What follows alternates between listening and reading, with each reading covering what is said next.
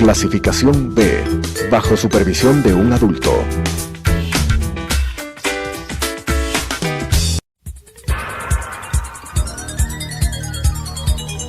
Las opiniones vertidas en este espacio por la producción y dirección del programa son de exclusiva responsabilidad de sus autores y de quienes intervienen en ellos.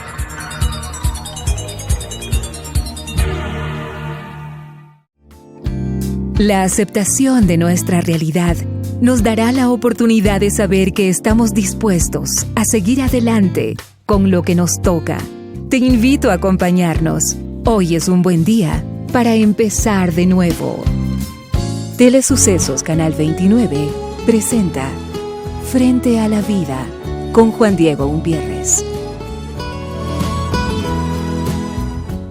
Bienvenidas, bienvenidos. Yo soy Juan Diego Umpierres. Es un gusto que me acompañe frente a la vida. Ya tu espacio de reflexión, de buena actitud frente a la vida, de entendimiento, o mejor dicho, de comprender este camino extraordinario, este tránsito, este día a día. Somos caminantes maravillosos que nos conducimos siempre a poder procesar cada evento en nuestra vida para llevarlo a la sonrisa. Y por eso en Frente a la Vida siempre tenemos personajes, entrevistas, profesionales que apuestan a regalarte sonrisa, pero que apuestan también a brindar alternativas, a brindarte posibilidades. Es tu espacio para regresar a casa y decir, pase lo que pase, siempre hay una carta que está bajo la manga, siempre el sol amanece cada mañana y aunque uno esté dormido no deja de amanecer, y por eso aquí estamos procurando que ese amanecer, que ese despertar en conciencia tenga la viva voz de decir que pase lo que pase, siempre vale la pena. Redes sociales, Juan Diego Motiva en el Facebook y en el Twitter, y por supuesto tu correo electrónico a través de frentealavida@telesucesos.com. Ahí está tu punto de encuentro. Gracias por tus comentarios, gracias por recibirnos en tu carro y después en tu hogar, porque nos vemos en la noche. Siempre decimos, es una manera inteligente de mirar la radio aquí por Radio Sucesos y por supuesto también por Telesucesos. Hoy voy a conversar con una psicóloga extraordinaria, Daniela Mores, y vamos a tocar un tema sensible, un tema difícil, un orden patológico complejo en nuestros tiempos. Vamos a revisar un poquito las estadísticas, pero sobre todo a ti, padre, que puedes estar pasando, o un familiar que puede estar dentro de este camino difícil, pero también maravilloso, porque van a ver qué hay detrás de estos pequeños que sufren de autismo. Bienvenida, Daniela, gracias por estar aquí Frente a la Vida. Quisiera primero que pudiéramos tener un concepto de lo que es el autismo, porque a veces lo manejamos de una manera que creemos que sabemos, quizás no sabemos lo que es el autismo, cómo determinar cuántos tipos de autismos hay, si es válido lo que te estoy diciendo, para un poco los padres y las personas que están pasando por esto, bueno, puedan tener alternativas. De eso venimos a conversar hoy. Excelente, Juan Diego, muchas gracias por invitarme y buen día con todos o buenas noches con todos. Sí, vengo a hablar acerca del trastorno del espectro autista. Este es un trastorno que hoy en día es muy escuchado, cada vez aparecen más casos. Si bien el autismo ha aparecido hace ya muchos años atrás, últimamente con las investigaciones y publicaciones como que se ha escuchado mucho más acerca de este trastorno. Sí, el trastorno del espectro autista básicamente se podría decir que padecen los niños o las personas que tienen dificultades en diferentes áreas, ¿sí? En el área de interacción social, o sea, de cómo uno se presenta al mundo, en el área del lenguaje y la comunicación, y en el área de las conductas y los intereses. Son conductas estereotipadas, intereses restringidos, digamos, estos son los componentes nucleares de donde parte el trastorno del espectro autista. Vamos a hablar desde el punto de vista psicoanalítico, diríamos que esto es el síntoma, ¿ok? Esto es lo que está hablando de la posibilidad. Ahora, trocaste tres características, tres elementos. Sí. A veces se dan las tres. ¿Se dan siempre las tres o a veces una de ellas? Exactamente. Como estamos diciendo, el trastorno del espectro, hablamos de un espectro, claro, ¿no? Amplio. De síntomas de distinto rango de gravedad, variable. Hay niños que pueden tener rendimientos altos en lo que es interacción social y más bajos en lo que es conductas, intereses. Va, digamos, influyendo, depende cómo el niño se desenvuelva, cómo el trastorno afectó a este niño. Por eso hablamos de un espectro autista. Cuando hay un alto rendimiento se puede estar hablando de un Asperger, que son estos niños que tienen capacidades especiales mucho más altas y cognitivamente mucho mayores. De ahí tenemos una lista de grandes personajes, ¿no? Dicen Por que supuesto. Einstein pudo haber sufrido, incluso dicen que Messi también sufre. Eso dicen. Es una modalidad entonces del autismo. Exactamente. Tampoco para que la gente sepa, porque está de moda hoy en día, de moda, por decirlo de alguna manera, moda, se sí. escucha Sí, mucho en nuestros tiempos, ¿no? Exactamente. En realidad el autismo forma parte del TGD, que son los trastornos generales del desarrollo. Okay. Y el autismo vendría a ser parte de todo este mundo, ¿no? De síndromes y trastornos. Sí, bueno, un mundo que tiene muchos síndromes ahorita. Sí, yo conversaba con un gran psicoanalista hace un par de semanas en el programa, y yo decía que estábamos en las neopatologías. O sea, a mí me llamaba la atención porque ahora, nos diagnostican mucho con déficit de atención, son niños hiperactivos, y yo me pregunto, pero en nuestros tiempos no había tantos estos patrones. Sí. ¿Qué es lo que sucede? ¿Hay más o estamos exagerando también en etiquetar a los pequeños, que en la mayoría de los casos terminan con un drama, que lo he discutido muchísimo, en sobremedicación? No estamos en desacuerdo con la medicación, siempre lo decimos, pero creo que muchas veces estamos sobremedicados, y quizás en este tipo de patrones que tienen que ver más con el orden psicoemocional, es difícil a veces llegar a un diagnóstico. ¿Cómo sabes realmente tú como psicóloga cuando estás en presencia de un autismo? Sí, Juan Diego, la verdad que últimamente se ha escuchado demasiado de esto de la hiperactividad, ¿no? Y es un tema, como tú bien dices, muy delicado y a veces hasta peligroso, ¿no? Porque creo que es también la apertura a tanta información. Este mundo globalizado en el que tenemos la apertura a tanta información, al internet, a todo lo que surge de allí, y comenzamos a sacar conclusiones sin la consulta de un profesional. Y claro, aquí viene la sobremedicación, la sobrediagnosticación, cuando en realidad hay que también dejar ser al niño, ¿no? Así es. Bueno, lo que acabas de decir, imagínate tú. Dejar al niño ser niño. Y a veces se lo digo a los padres, sobre todo los que están en proceso de divorcio, que muchas veces utilizan a los niños como un mecanismo que puede ser de venganza, y se nos olvida que cuando le ponemos el compromiso que solamente los adultos deben de resolver y lo ponemos en los hombros de los niños, les rompemos la infancia.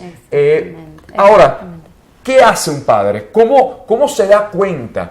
Ya dijimos varias manifestaciones, pero cuando te toca la puerta de tu consulta te dice, tengo la sospecha de esto. ¿Cuál fue la primera sospecha que se da cuenta un padre? Ok, en lo que tiene que ver con autismo, por ejemplo, hay distintos signos de alarma con todas estas áreas, dentro de todas estas áreas. Por ejemplo, cuando el niño no hace contacto visual, cuando el niño tiene conductas extrañas, aleteos, cuando el niño camina en puntitas de pie, cuando el niño parece estar sordo, no escuchar las instrucciones de los adultos. Digamos, estos son algunos signos de una lista inmensa de signos que pueden aparecer en los niños y que pueden ser un anuncio de indicadores inusuales. En este momento, cuando un padre comienza a sentir que su niño está pasando por algo parecido, es el momento de ir a consultar a un profesional, a un psicoterapeuta infantil que haga un inventario específico, una evaluación específica y profesional para poder detectar si es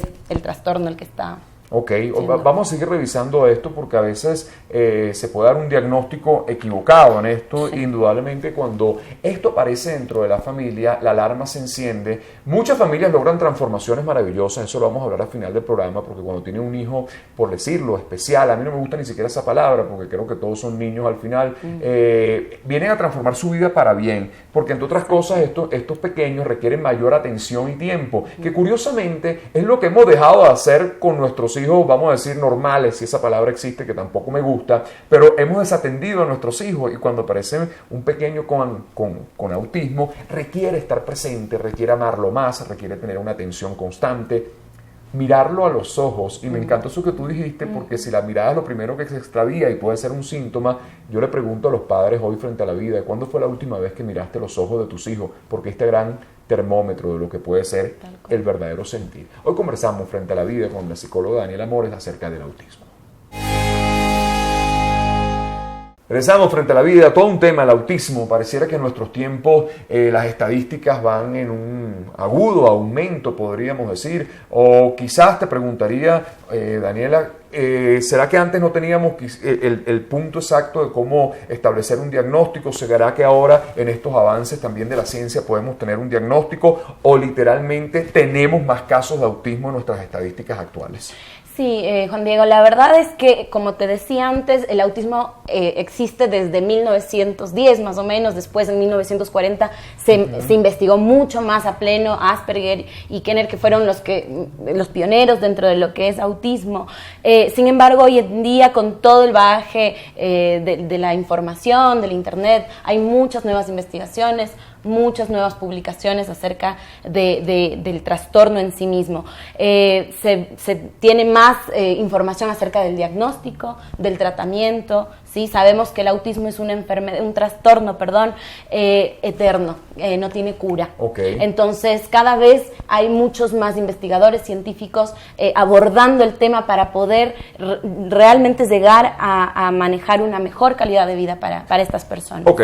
Un padre llega a tu consulta, se hacen todos los chequeos pertinentes, las evaluaciones pertinentes, y el diagnóstico es que este pequeño tiene autismo. ¿Cuál es el abordaje? Para también llevar un poco de tranquilidad a los padres que nos escuchan, que puedan estar pasando por esto. Muy bien. Sí, en realidad, una vez que se diagnostica el trastorno del espectro autista, esto es importante lo que te voy a decir, que es mejor que sea lo antes posible. O sea, una vez que los indicadores inusuales aparecen, se pueda ir a consultar a un profesional y se pueda diagnosticar lo antes posible, porque así se puede trabajar desde muy temprana edad, y eso es beneficioso a largo plazo para el niño. O sea, mejores resultados cuando es atendido desde temprano. Sí, eso es verificado científicamente. Entonces lo mejor es lo antes posible, o sea, diagnosticarlo lo antes posible. Una vez diagnosticado, se va a dar toda la guianza acerca de las terapias, porque son niños que van a trabajar con una amplia gama de terapias interdisciplinarias, terapia ocupacional, terapia familiar, ¿cómo se dice? Terapia físico, claro, exacto, del lenguaje.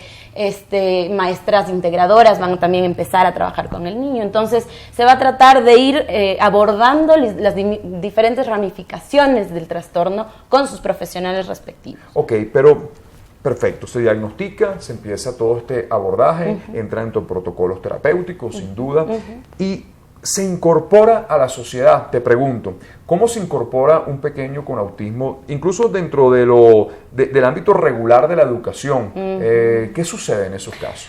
Bueno, ese es un tema bastante complejo, la verdad, porque se necesitan leyes de por medio, se necesitan modificaciones estructurales, políticas públicas de por medio, que es complicado, ¿no? El autismo es un trastorno bastante complejo que necesita de una inserción social, justamente por uno de sus núcleos, que es la interacción social, los problemas. Precisamente entonces, eso es lo que deberíamos fomentar. Exactamente, pero bueno, cada vez se ve que es más complicado entrar en ese campo educacional con integración directa, específica. Yo me formé en Buenos Aires, como te contaba, y allí existen leyes bastante fuertes acerca del autismo y su inserción social. O sea, explícanos, ¿qué es lo que sucede? Los obligan a que realmente, o sea, como una política de salud pública, que estos pequeños tienen que ser admitidos. Porque a veces también en una educación de la cual yo he sido profundamente crítico, porque yo escribí hace 3 semanas un artículo que fue muy polémico en mi país, porque dije, estamos creando una sociedad de analfabetas de alma, todos formados para grandes índices, se van a ir todos a Harvard, pero no van a tener el mínimo factor humano para resolver lo humano, la conflictividad humana, las emociones. Por eso cuando la vida se les pone un poquito pequeña, lo hayan que hacer con muchos índices académicos altos. Entonces yo digo, bueno, pero ¿qué está pasando? Los educamos para las matemáticas, la física, para la química, muy bien, pero ¿qué está pasando con la conducción humana? Y a veces siento que estos pequeños entran dentro de un capítulo de rechazo. O sea, no eres admitido porque tienes la etiqueta, cosa que además es de terror, porque entonces el hijo del autista, ese es el apellido, cosa que me parece fatal, porque parece entonces que no es un ser humano, sino es un autista. El autismo termina siendo una condición, pero detrás de ese autismo hay un ser humano. Exactamente, Juan Diego. La verdad es que eso es lo que pasa. Hay muchas etiquetas, hay mucho rechazo a lo diferente, ¿no? Cuando en realidad lo diferente es lo que más te enseña, donde más puedes aprender. Como te decía acá, los colegios dan apertura a la integración de niños distintos. Nosotros hablamos de desarrollo óptimo y niños con desarrollos especiales, ¿no? Entonces, es obligatorio. Tienen políticas públicas, no todos los colegios, ¿no? Claramente, cada institución tiene sus propias políticas internas, pero dentro de todo se acepta el poder integrar a estos niños de una manera común para todos, normal, entre comillas, ¿no? Y bueno, siempre con la guianza de una maestra integradora, como ya se les llama, que está guiando y acompañando al niño durante todo su rutina diaria escolar, ¿no? Entonces, esa es la condición que los colegios ponen, como esta maestra integradora que guía a los niños y que le ayude a la docente a trabajar con los niños. Pero bueno, es un ambiente precioso porque los niños aprenden de estas diferencias, los niños de desarrollo óptimo aprenden a ser diferentes, ¿no? A poder sacar sus propias habilidades, sus propias actitudes, y la verdad que yo he tenido experiencias preciosas con respecto a ese tema. Y termina siendo un regalo también para los otros niños.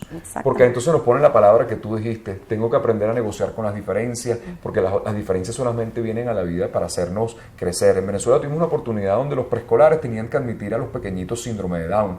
Y al comienzo, claro, los otros niños no entendían qué pasaba, pero la relación que se fomentaba internamente era preciosa, cómo aprendían a convivir en sus diferencias, pero dentro de un gesto humano. Pero recuerdo también que muchos padres de estos niños normales, por llamarlo de alguna manera, protestaban y decían, pero ¿por qué mi hijo tiene que estar al lado de un síndrome de Down?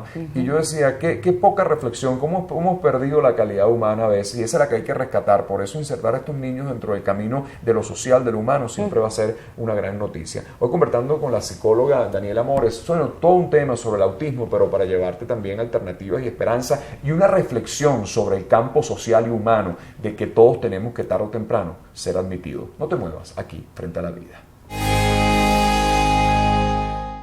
Regresamos, amigas, amigos, frente a la vida. Hoy conversando con la psicóloga Daniela Mores, psicóloga clínica. Bueno, tiene una maestría también en Argentina acerca de todos estos temas, y por eso la trajimos en el programa para hablar del autismo. ¿Cuál es la reacción de los padres cuando tú los diagnosticas? Eso debe ser también complejo, ¿no? Eso es un tema bastante complejo, Juan Diego. La verdad que la orientación a padres con niños autistas es uno de los trabajos más duros y complejos. Claro, porque los padres al momento de recibir la noticia cambian todas ese proyecto de vida que tenían con ese niño, las expectativas que se creaba alrededor de ese niño. Cambia, es un shock, es un cambio, ¿no? Yo siempre digo, ayer justo estuve dando una charla a padres con niños con labio leporino y les decía, qué importante es el escucharse a uno mismo también, ¿no? El que todas esas sensaciones, emociones, tristeza, dolor, culpa, miedo, temor, todas esas emociones que los padres comienzan a sentir en el momento de que su hijo es diagnosticado, son aceptables, son respetables para sí mismos, ¿no? Es importante escucharse y de a poquito ir aceptando la nueva realidad, el nuevo proyecto, ir viendo las diferentes capacidades que pueden también generar ellos como padres, ¿no? Dijiste cosas importantes porque ese proyecto de vida, mira qué curioso, era el que soñábamos, pero no salió el que soñábamos. Salió otro, salió un milagro también, pero salió otro. Pero muchas veces los padres entran dentro del temor de la aprobación del colectivo. ¿Ok? Ellos soñaban que la cultura y el colectivo les tiene que aplaudir a este pequeño, pues como estamos en una época donde todos tenemos que ser triunfadores, quizás este no sea tan triunfador, o quizás este sea el más humano de todos. Esa puede ser la gran noticia, ¿no? Claro. Pero sin duda, fíjate que el rechazo colectivo a la cultura también pone a los padres en un duelo terrible. Y te pregunto, ¿qué le podemos decir a esos padres que cuando tienen un hijo especial lo esconden? Parece muy duro, pero existe, que no quiere que los amigos lo vean, que no lo sacan a un restaurante, que no sabe porque el niño quizás no tenga una conducta aparentemente normal. ¿Qué le podemos decir? ¿Qué mensaje se puede llevar un padre frente a tener un hijo autista? Primero, como vos dices, es una situación muy común, ¿no? Porque indudablemente estamos atravesados por la sociedad, indudablemente somos seres sociales y dependemos del qué dirán de los demás, ¿no? Lo que yo les podría decir a los padres, en primer lugar, es que se informen, que vayan donde un profesional, que les hable acerca del trastorno, que les diga los pros, los contras, cómo este trastorno se va a ir desarrollando, que ellos puedan ser portadores de información para que de esa manera puedan también expandir esa información a los demás.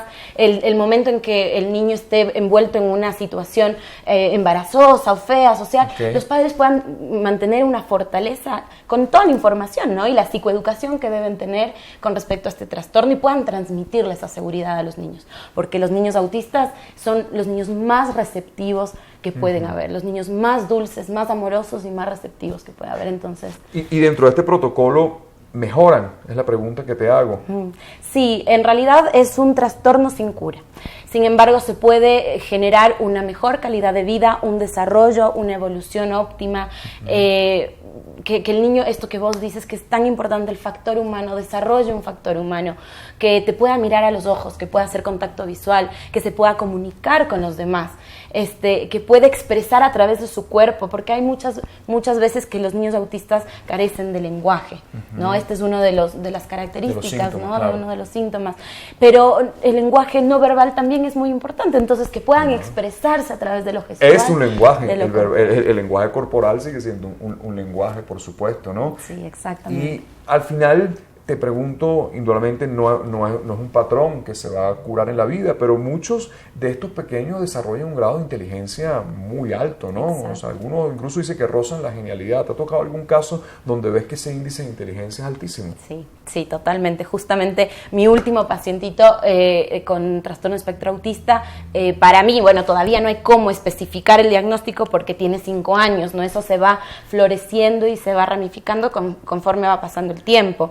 Pero para mí va encaminado a un Asperger, que es un autismo de alto rendimiento. Es un niño absolutamente brillante, que va más allá, más adelante que los demás niños con desarrollo óptimo. Sin embargo, tiene sus pequeñas dificultades en aspectos conductuales, en aspectos de comunicación, pero cognitivamente es un niño brillante. O sea, te quedas absolutamente anonadado de lo que hacen, ¿no? Ajá. Ahora dijiste algo importante porque hablaste de la edad.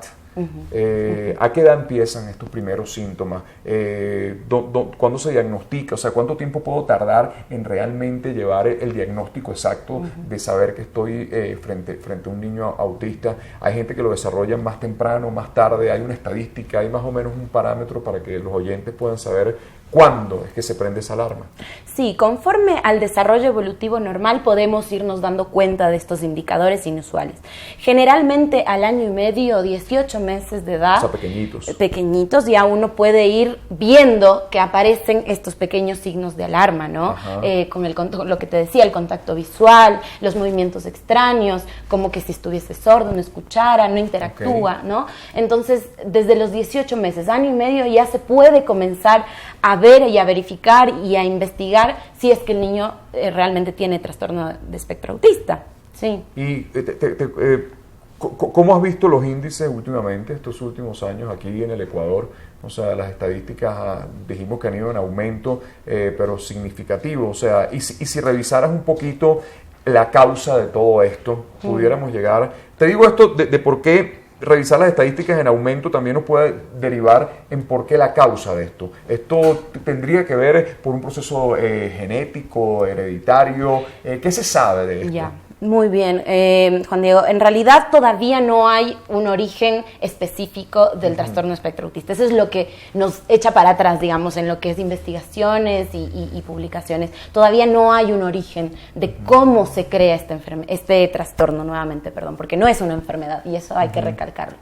Sin embargo, si bien no sabemos cuál es el origen, sabemos que hay patrones que pueden empeorar la situación. ¿Cómo cuáles? Socioambientales, por ejemplo, de fenotipos, de temperamentos de los padres. Se dice, ¿no? Una de las teorías es que el autismo lo porta uno de los padres. Y como no fue diagnosticado porque corresponde a una generación donde no existía aparentemente, ¿no? Pero que en realidad sí existía, solo que no era diagnosticado, se dice que uno de los padres porta el gen, digamos, de este trastorno.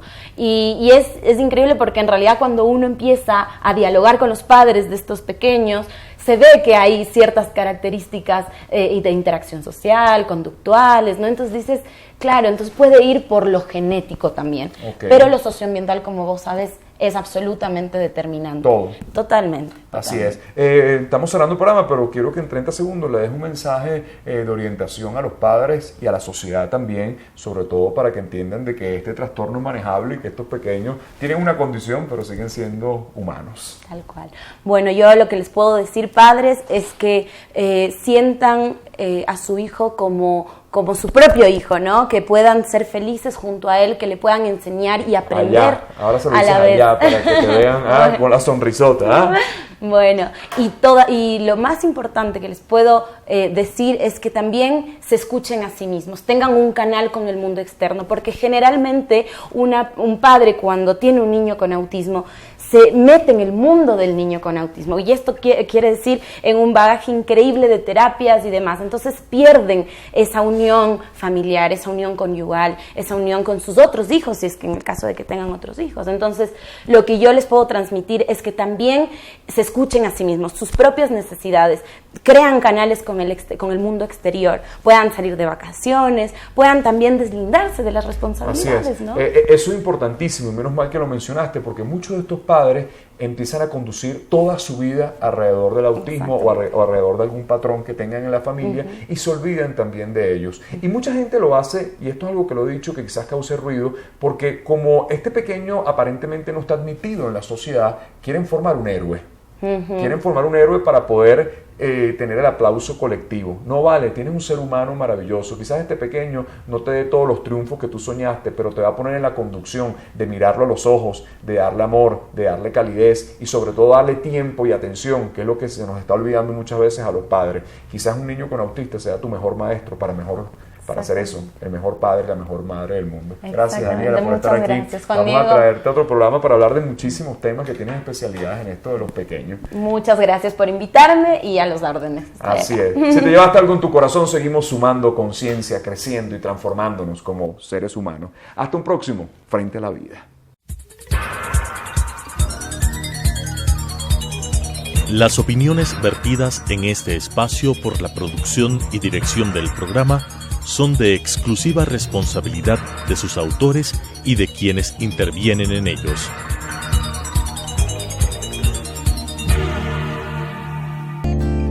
Los triunfos no se miden por las victorias. Habrá derrotas que más temprano que tarde agradeceremos y evaluaremos como éxitos favorables.